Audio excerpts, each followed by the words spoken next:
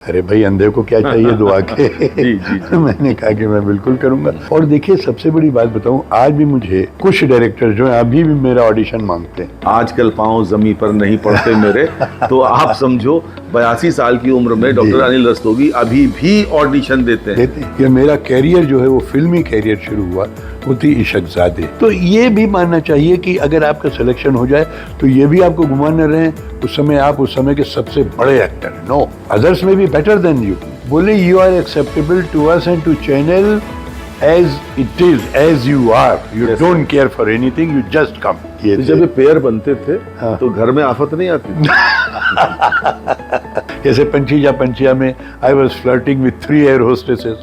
Film play darling darling में I was flirting with many female actresses. आत्मा की आवाज, साधारण लोगों की असाधारण कहानियां। नमस्कार, हमारे पॉडकास्ट का नाम है आत्मा की आवाज, आत्म प्रकाश मिश्रा के साथ उर्फ एपी मिश्रा के साथ। और आत्मा की आवाज के आज के एपिसोड में हमारे साथ जो जानी मानी शख्सियत हैं उनका तारुफ मैं आपसे क्या कराऊं।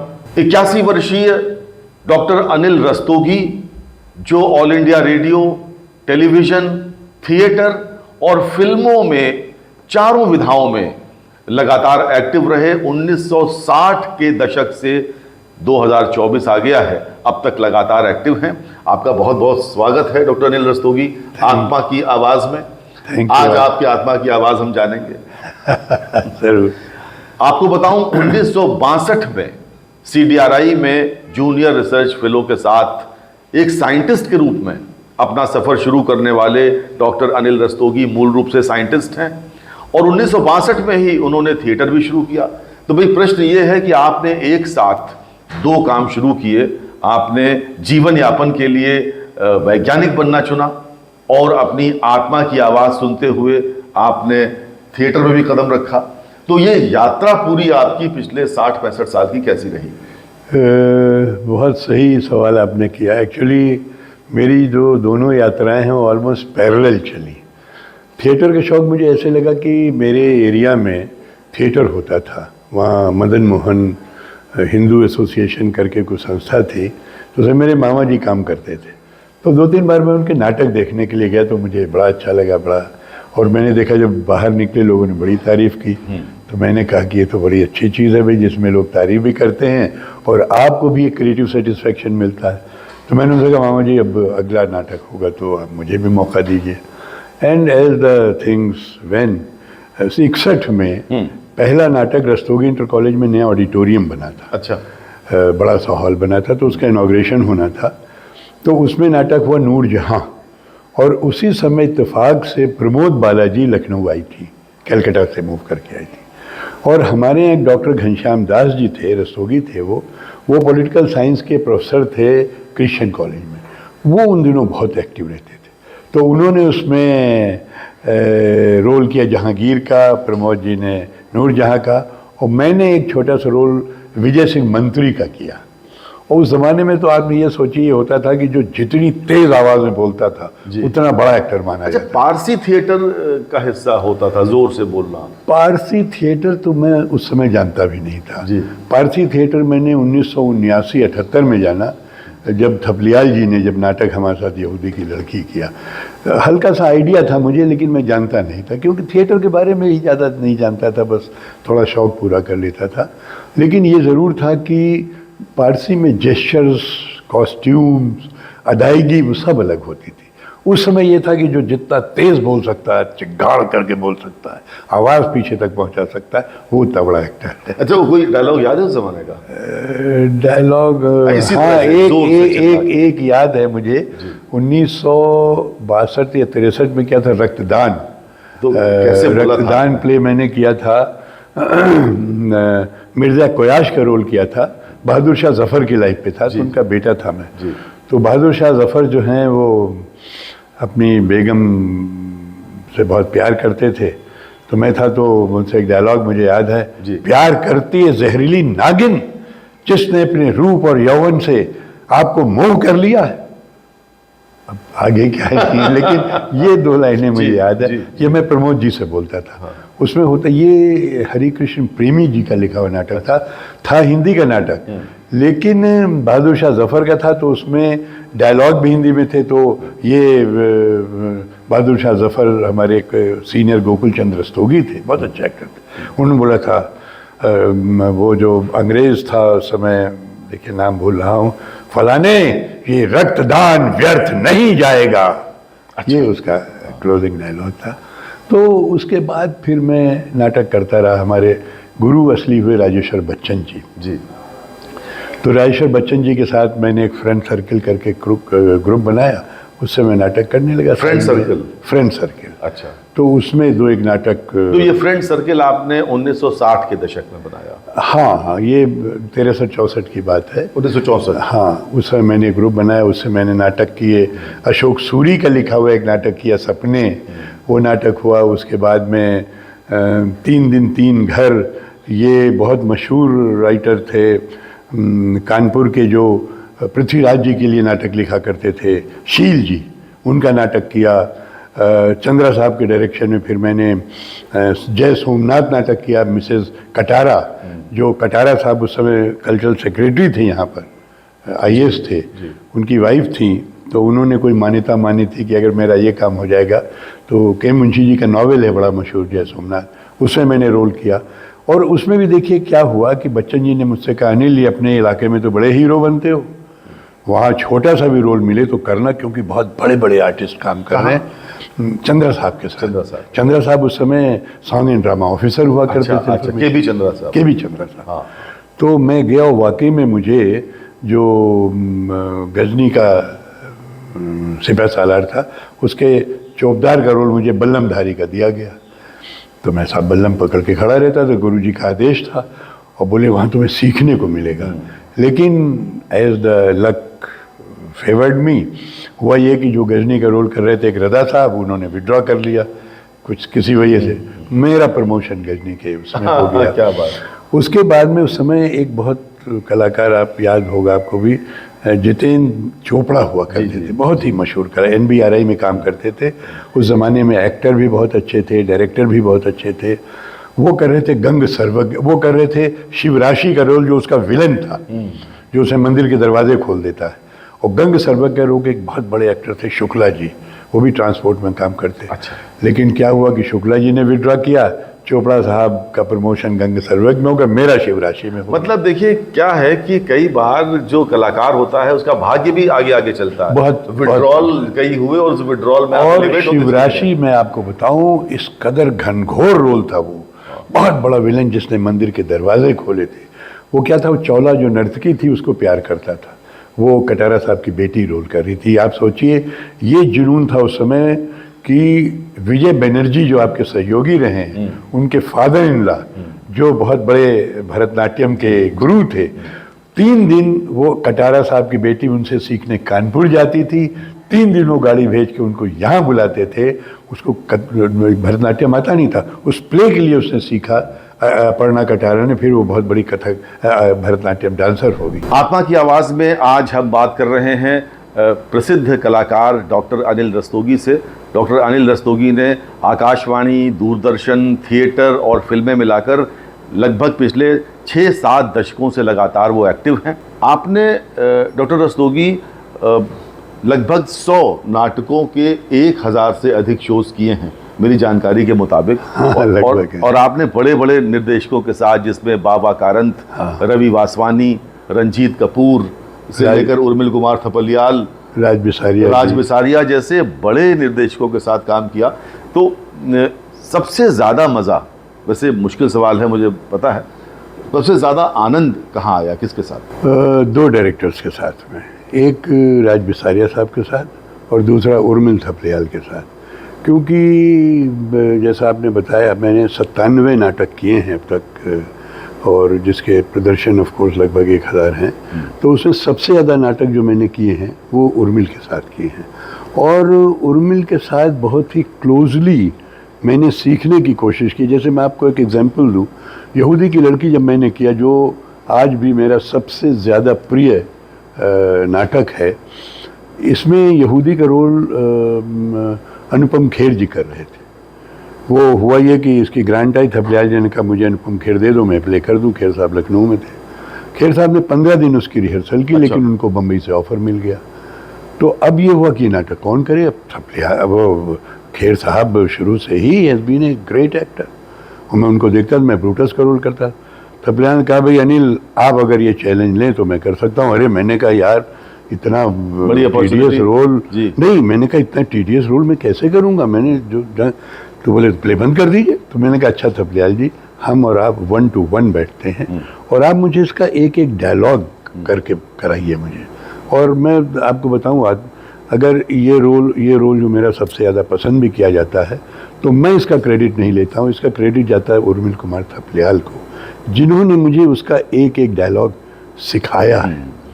तो वो इसके बाद मैंने उनके साथ और बहुत सारे प्लेस किए, सूर्य की अंतिम किरण से पहली किरण तक की, जिसमें हमने अपनी रेडियो टेक्निक का इस्तेमाल किया। जो हम और नीरजा जी उसमें प्रतोष शीलवती का रोल कर रहे थे, उसमें बेडरूम सीन था। बेडरूम सीन में आप कैसे दिखाओगे, and this is the climax of bedroom scene, आप कैसे मंच पे दिखाओगे। तो वो हम लोगों ने जो हमें थोड़ा बहुत रेडियो का ज्ञान था, ना कि मैं नया था, मैं 71 से रेडियो में हूँ जी, और ये बात है 76 की। नीरजा जी बड़ी सीनियर एक्ट्रेस थी उस समय आकाशवाणी। तो हम आज बात कर रहे हैं डॉक्टर अनिल रस्तोगी से, और मैं जानता हूं कि आपने आकाशवाणी के साथ टेलीविज़न और थिएटर और फिल्में सब कुछ किया है। और 1989 का वक्त मुझे याद आता है जब उस समय दूरदर्शन के नेशनल चैनल पर एक बहुत मशहूर धारावाहिक आया करता था जो काफ़ी पॉपुलर हुआ था। उसमें आपने एक पुलिस ऑफिसर का रोल किया था, एसएसपी का रोल किया था, और कविता चौधरी लीड रोल में थी, उसकी राइटर और डायरेक्टर दोनों। आपको भी याद होगा जो ये पॉडकास्ट देख रहे हैं, मैं उड़ान सीरियल की बात कर रहा हूँ, जो धारावाहिक उड़ान डीडी राष्ट्रीय पर आया करता था। ये वही वक्त था जब डीडी नेशनल पर कई और भी उस समय पॉपुलर काफ़ी सीरियल चल रहे थे, इसमें उड़ान बहुत गंभीरता से लिया जा रहा था। हम लोग आता था, बुनियाद आता था, नुक्कड़ आता था, बहुत सर्कस भी था, सर्कस शाहरुख खान का। जी। तो उसकी कुछ यादें हैं आपके जहन में ताज़ा? हाँ बिल्कुल यादें हैं उसकी तो वो मैं कैसे भूल सकता हूँ। उसमें भी इत्तेफाक की बात ये थी कि मैं यहूदी की लड़की का शो कर रहा था चौक में। उस बार लखनऊ महोत्सव 3 जगहों पे हुआ था, जहाँ आजकल होता है वहाँ हुआ था, महानगर में हुआ था और चौक में हुआ था। तो कपिल उनके जो भाई थे उन्होंने मेरा नाटक देखा और शायद उन्हें बहुत पसंद आई मेरी एक्टिंग। तो just after the play he just walked into my green room, बोले मेरी सिस्टर एक DD1 के लिए एक सीरियल बनानी है, आप करेंगे? अरे भाई अंधे को क्या चाहिए दुआ के। जी। मैंने कहा कि मैं बिल्कुल करूँगा।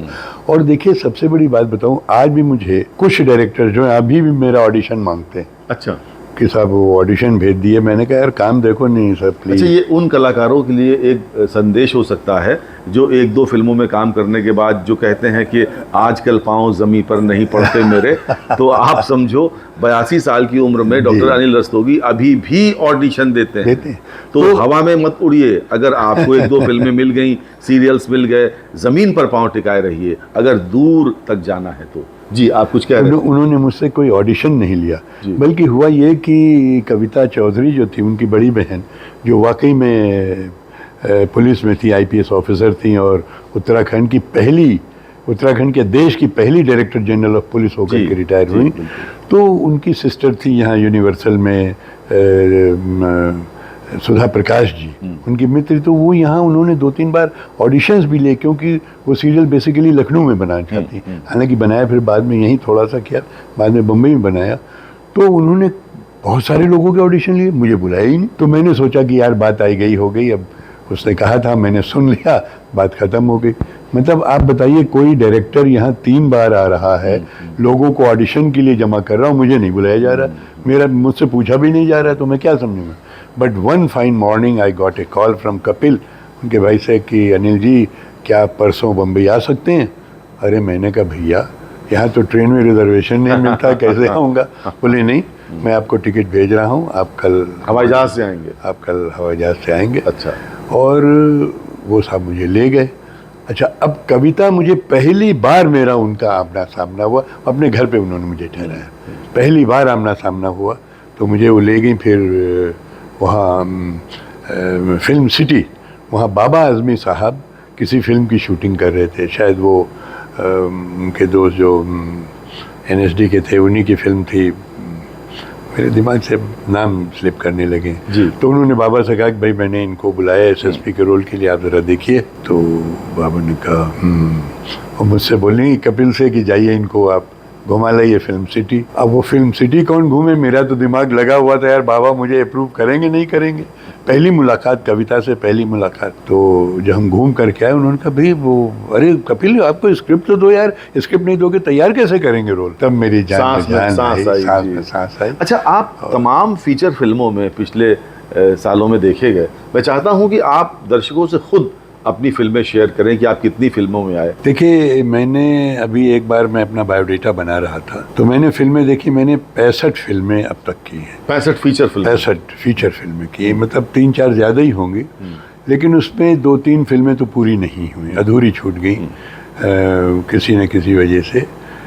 4-5 फिल्में अभी रिलीज़ नहीं हुई हैं, लेकिन बाकी लगभग मेरी 55 लगभग फिल्में तो रिलीज़ हो चुकी हैं।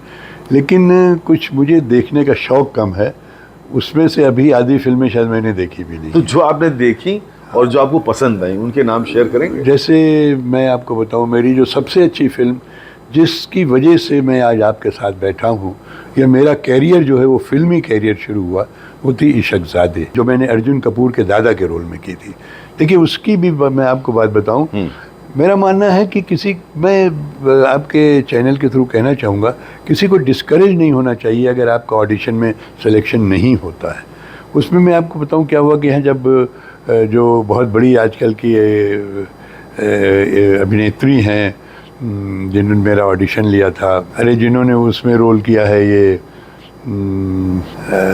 टॉयलेट एक प्रेम कथा की हीरोइन जो हैं, अच्छा, भूमि पेडनेकर, वो उसकी कास्टिंग डायरेक्टर। तो मुझे जब ऑडिशन स्क्रिप्ट मिली, मेरे दोस्त अशोक सिन्हा थे बगल में, मैंने कहा अशोक यार ये डायलॉग नहीं समझ में आ रहा, कैसे बोलूँ मैं। अशोक ने भी वही उसी ऑडिशन के लिए आए थे। अरे डॉक्टर साहब ये तो बड़ा सिंपल है, ऐसे बोल दीजिए। अरे मैंने कहा यार मेरी अकल में क्यों नहीं आया, और मैंने बोल दिया, साहब इत्तेफाक ये मेरा सिलेक्शन हो गया, उनका नहीं। तो ये भी मानना चाहिए कि अगर आपका सिलेक्शन हो जाए तो ये भी आपको गुमान न रहे उस समय आप उस समय के सबसे बड़े एक्टर हैं। नो, अदर्स में be better than you, but it was share your luck that you got it. So I must say it was my luck that I got that role. फिर उस रोल से ये क्या हुआ कि I was already 69 plus at that time. तो मुझे साहब वो रोल जब मैंने किया, मुझे नहीं लगा कि मैंने कोई बहुत बड़ा काम किया है। हालांकि ऐसा 2-3 बार हुआ कि हबीब फैजल साहब ने जब शॉट हो गया और जब ख़त्म होने था, मुझसे बोले अनिल जी आज आप बोलिएगा pack up used to be the privilege of director. तो ये उन्होंने मुझे बड़ा सम्मान दिया कि आज आप बोलेंगे पैकअप। तो मुझे लगा कि शायद उन्हें मेरा रोल पसंद आ रहा है। तो वो जब मैंने किया तो मुझे बॉम्बे से कॉल आई, एक सीरियल आता था न बोले तुम न मैंने कुछ कहा, कलर्स पे, उसकी जो कास्टिंग डायरेक्टर थी रीमा गुप्ता, मैं उसको सारा श्रेय दूंगा अपने बम्बई जाने का और आज आपके साथ यहाँ बैठने का। वो मेरे पीछे पड़ गई, उसने ऑडिशन मांगा, मैंने भेज दिया। बोली साहब कब आ रहे हैं मुंबई? अरे मैंने कहा मुंबई कौन आ रहा है भाई, तुमको शूट करना लखनऊ आओ। ये लखनऊ अंदाज है, बोली खालिस लखनऊ अंदाज। वो बोली साहब ये डेली सोप है, इसमें आपको कम से कम हम 20 दिन यहाँ शूट करेंगे, आप यहाँ आइए, आपको रहना पड़ेगा। मैंने कहा मैं नहीं आता हूँ, किसी और को ले अच्छा, आपको बता दूं मित्रों, CDRI में डायरेक्टर्स के ग्रेड से रिटायर होने के बाद, साइंटिस्ट, बहुत सीनियर साइंटिस्ट रिटायर होने के बाद, डॉक्टर अनिल रस्तोगी रिटायरमेंट के बाद मुंबई गए, मुंबई में फ्लैट लिया। मतलब नॉर्मली लोग रिटायर होने के बाद कहते हैं कि भैया आप जो समय कट जाए बस वही कम है, इतनी निगेटिविटी के साथ जीते हैं। यहाँ आलम यह था कि इन्होंने नई पारी की शुरुआत करी at the age of 70 years, 70 साल की उम्र में नई पारी की शुरुआत मुंबई में। तो मुंबई 70 साल की उम्र में आप गए, फ्लैट लिया आपने, सुना? हाँ मैं गया वहाँ पर, मेरा बेटा साथ गया था। तो वहाँ जो लॉन्च पार्टी थी इसके पार्ट 2 सीजन 2 की, अब उसमें एक से एक बड़े स्टार्स आए हुए थे। तो मेरा बेटा भी बड़ा इम्प्रेस हुआ, बोला पापा रहिए आप। अब मैं लिम्प करने लगा था उस समय। तो मैंने उस लड़की से कहा भी, मैंने कहा बेटा मैं लिम्प करता हूँ, इशकज़ादे में लिम्प नहीं करता था। बोले you are acceptable to us and to channel as it is, as you are, you don't care for anything, you just come. जो है जहाँ है, क्या जो है जहाँ है आप आ जाओ, आधार पर आप आइए। तो खैर मैं गया और जहाँ मेरी शूट होती थी उसी के पास में फिर मैंने घर फ्लैट बेटे ने मुझे लेके दिया। फिर मैं वहाँ 5 साल रहा। उस 5 साल में चूँकि मैं एक बड़ा काम करके गया था, वहाँ जाके आज मैंने रियलाइज़ किया कि वाकई में शायद मैंने कुछ बहुत बड़ा काम किया है या बहुत अच्छा काम किया है। मुझे नहीं लगता था मैंने कोई एक तीर मार दिया है और लखनऊ में रह करके, लेकिन वहाँ जिस ढंग से हाथों हाथ मुझे लोगों ने लिया, जिस ढंग से मुझे मान सम्मान दिया, वो मुझे लगा कि शायद कोई अच्छा काम था।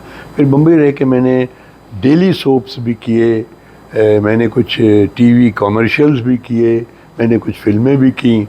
फिर मन उचाट हो गया, क्योंकि लखनऊ वाला जो है वो बहुत जल्दी जल्दी हर जगह एडजस्ट नहीं हो सकता है। बहुत होमसिक होते हैं लखनऊ वाले। और मेरी पत्नी जाने को तैयार नहीं थी, सो आई केम बैक। लेकिन उसका फ़ायदा मुझे ये रहा कि बम्बई के जितने बड़े बड़े कास्टिंग डायरेक्टर्स हैं, सबके डेटाबेस में मैं हूँ। तो अभी मेरे पास ऑडिशंस के लिए या डायरेक्ट सिलेक्शन के लिए मेरे पास आते हैं और मैं कर रहा हूँ इसी के नाते। अच्छा, तो ये अब आप लगभग 81-82 वर्ष की उम्र है। 81 वर्ष की है जी, मतलब 80 का दशक, 8वां दशक, सुपर सीनियर सिटीजन हो गया जी। तो जो नौजवान हैं इस फील्ड में आ रहे हैं, नवयुवतियां हैं इस फील्ड में आ रही हैं, संघर्ष तो बहुत है, लेकिन उनसे आप कुछ ऐसी चीज, गुर की बात शेयर करना चाहें? ज़रूर। मेरा मानना है कि जब मैंने थिएटर शुरू किया था, उस समय थिएटर कोई कैरियर नहीं हुआ करता था।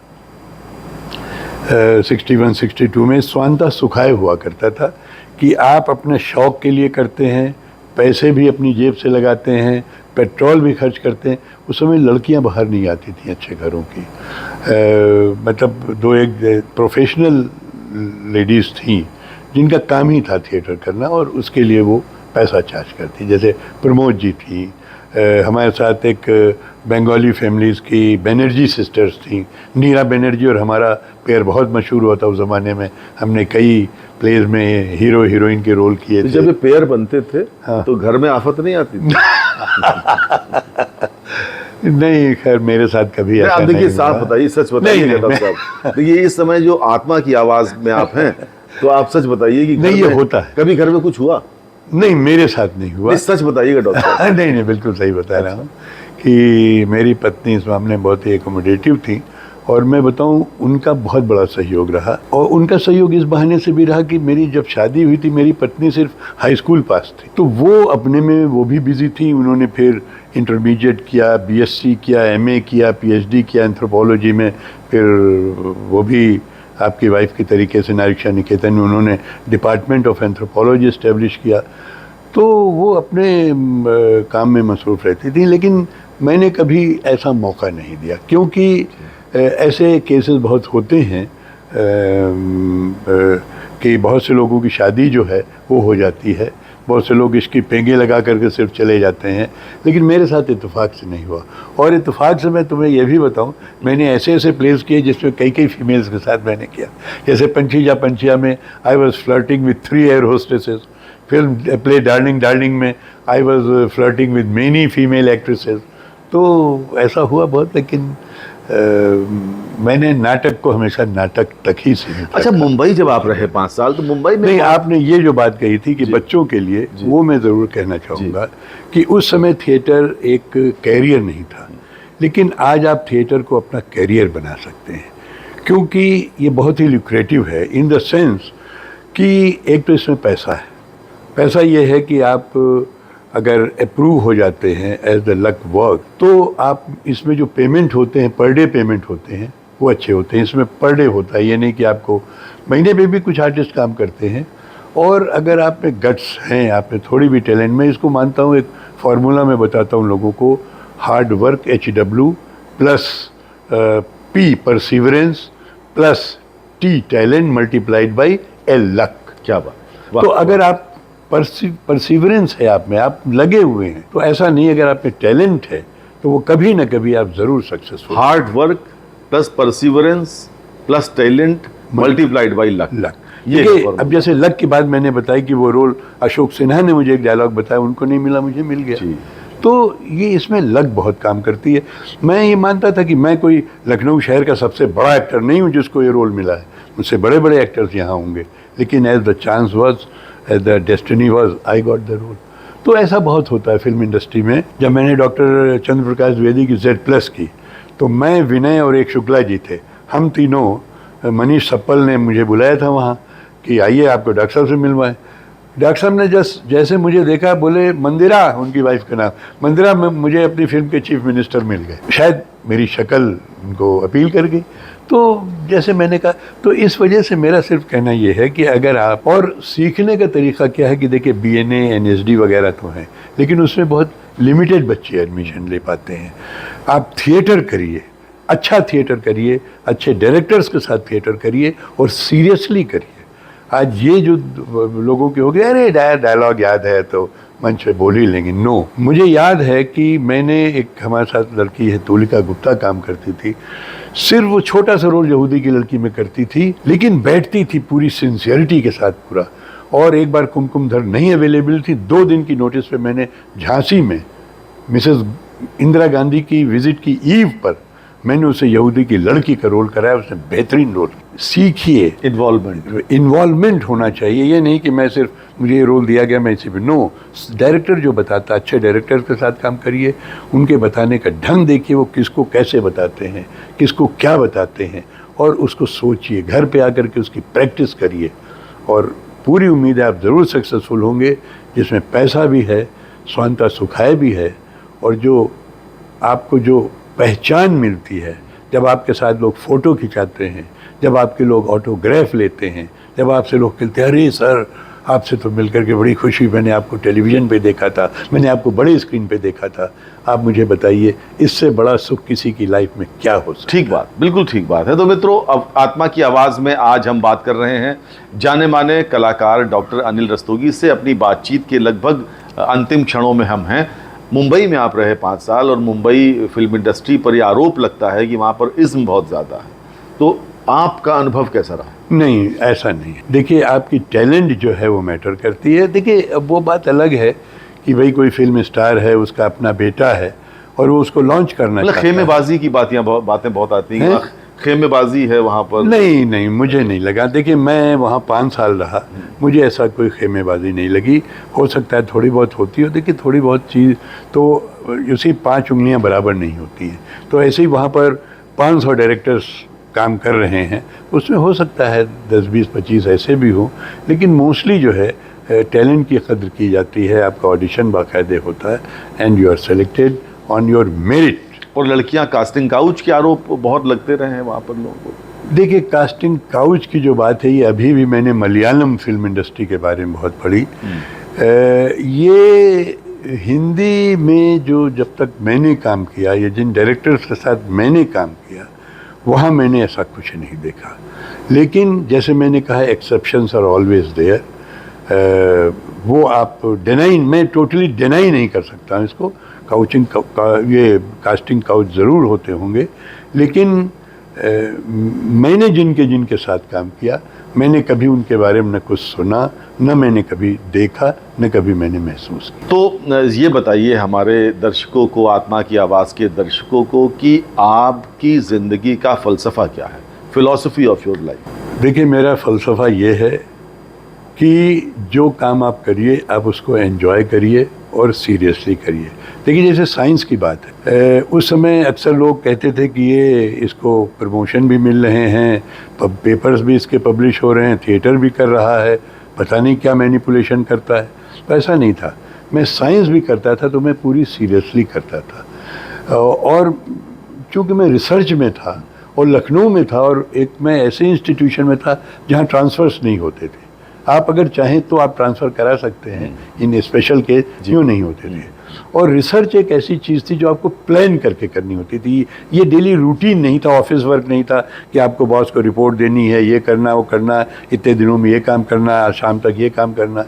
तो उसमें मैं अपनी प्लानिंग इस ढंग से करता था कि मेरे थिएटर जो है वो मेरी रिसर्च के आड़े ना आए, मेरी रिसर्च जो है मेरे थिएटर में आड़े ना आए। आप ये सोचिए कि रिसर्च में मैं 1.5 साल के लिए मैं जर्मनी गया था, जर्मन एकेडमिक एक्सचेंज सर्विस के प्रोग्राम में। वहाँ मेरा प्रोफेसर मुझसे कहता था, अरे भाई Anil ji, mister Rastogi, you have come here, you go to different places, see Germany and all that. तो मैं उनसे ये कहता था, no, my government is paying money there and you are paying me scholarship here. This is all because that I learn more and more and I translate into my country. तो इसलिए घूमने के लिए मेरी अभी बहुत ज़िंदगी पड़ी है। आप ये सोचिए, ये होता था कि अक्सर मैं रात भर लैब्स में काम करता था। मेरी वाइफ अकेली रहती थी, वो इंस्टीट्यूट में आके मेरी लैब में कुर्सियाँ जोड़ के वहीं सो जाती थी। Many night she has spent in my lab. इसी तरीके से मैं अभी 4-5 बार लास्ट में डेनमार्क गया, एक कोपेनहेगन में नोवो नॉर्डिस्क करके कंपनी, उनके साथ मेरा कोलेबोरेशन था। उनका जो दे वर वेरी डिमांडिंग, तो उनका जो काम यहाँ होता था, तो डायरेक्टर हमारे कोऑर्डिनेटर थे, उन्होंने सब मेरी जिम्मेदारी दे रखी थी। तो I used to be very sincere. अगर वो हमसे 10 चीज़ एक्सपेक्ट करते हैं, मैं उनको 12 देता था। क्या बात, वाह वाह। तो इस वजह से मेरा सिर्फ मानना ये है कि जो भी काम करिए उसको करिए पूरी सिंसियरली के साथ में, उसको इस ढंग से प्लान करिए कि दोनों एक दूसरे के में आड़े ना आए, तब आपको सेटिस्फैक्शन भी मिलेगा। नहीं तो मुझे एक गिल्ट मेरे दिमाग में हमेशा रहती कि मैं थिएटर करता जा रहा हूँ, लेकिन जो जॉब, जो इंस्टीट्यूशन मुझे ब्रेड एंड बटर दे रहा है, I am not doing justification to that. ऐसा कभी नहीं, ऐसा कभी नहीं हुआ। मैंने एक मोनोग्राफ भी लिखा, क्या नाम है, ICMR के लिए। मेरे PhD स्टूडेंट्स भी रहे, मेरे मेडिकल कॉलेज में MD और MDS के भी स्टूडेंट्स रहे जिनकी मैंने थीसिस कराई। तो मैंने पेपर्स भी पब्लिश किए। बल्कि आपको बताएं, जब उड़ान के बाद जब मैं साइंटिफिक मीटिंग्स वगैरह अटेंड करने जाता था बाहर, या लेक्चर देने जाता था, people would not believe he the same Bashir Ahmad of Udaan. तो ये है कि लेकिन if there is a will, there is a way. और इस मामले में मैं एक चीज़ ज़रूर कहना चाहूँगा कि देखिए, फैमिली तो हर एक की सपोर्ट करती है, लेकिन मुझे थिएटर में जितने लोग मिले, डायरेक्टर्स मिले, मेरे को एक्टर्स मिले, CDRI में जितने मेरे कलीग्स रहे, इंक्लूडिंग डायरेक्टर, मेरे डायरेक्टर ने भी कभी ये नहीं शिकायत मुझसे की कि रस्तोगी तुम थिएटर और फिल्मों में टाइम दे रहे हो, यहाँ नहीं टाइम दे रहे हो। इंक्लूडिंग डायरेक्टर, माय कलीग्स, मेरे असिस्टेंट्स, मेरे स्टूडेंट्स, सब ने मुझे बहुत कोऑपरेट किया। क्योंकि अब जैसे मैंने कोई एक्सपेरिमेंट प्लान किया, मैंने अपने स्टूडेंट्स से कहा, बेटा मैं जा रहा हूँ, जरा सा इसको आप पूरा करके देखिएगा। वो अगर नहीं होता तो मैं नहीं सक्सेसफुल हो सकता था। So I had very good people around me, that's why I could achieve whatever little I could. ये आत्मा की आवाज़ है ना? ये बिल्कुल आत्मा की आवाज़। मित्रों, आत्मा की आवाज़ में आज हमने बात की जाने माने कलाकार जिन्होंने all India radio, television, theatre और फिल्मों तक में लंबे समय तक अपनी धाक जमाए रखी हुई है। लखनऊ के हैं और लखनऊ की शान है डॉक्टर अनिल रस्तोगी, जो मूल रूप से वैज्ञानिक हैं, लेकिन उनके अंदर का कलाकार पिछले 60-65 वर्षों से लगातार विभिन्न रूप में हमारे सामने आता रहा है। तो आत्मा की आवाज़ में हम बहुत धन्यवाद देंगे डॉक्टर अनिल रस्तोगी को। उन्होंने अपने कीमती वक्त हमको दिया, बिजी शेड्यूल से वक्त निकालकर हमारे स्टूडियो में आए, हमसे बातचीत की। डॉक्टर अनिल रस्तोगी, आपका बहुत बहुत धन्यवाद। नहीं, this has been my pleasure and privilege, thank you. परिंदों को मंजिल मिलेगी यकीनन, ये फैले हुए उनके पर बोलते हैं, वही लोग खामोश रहते हैं अक्सर, ज़माने में जिनके हुनर बोलते हैं। दोस्तों, अगर आप ज़िंदगी में कुछ अचीव करना चाहते हैं, आगे बढ़ना चाहते हैं, तो डॉक्टर अनिल रस्तोगी ने जो बातें आपसे बताई हैं उन पर आप अमल करेंगे, निश्चित रूप से भगवान आपकी मदद करेंगे, ईश्वर आपकी मदद करेंगे, कुदरत आपका साथ देगी और आप अपने लक्ष्य को ज़रूर हासिल करेंगे। आत्मा की आवाज़ में आज का एपिसोड यहीं तक। मिलेंगे अगले एपिसोड में, तब तक के लिए हमारी पूरी टीम की ओर से बहुत बहुत धन्यवाद। नमस्कार। Please like, comment and subscribe.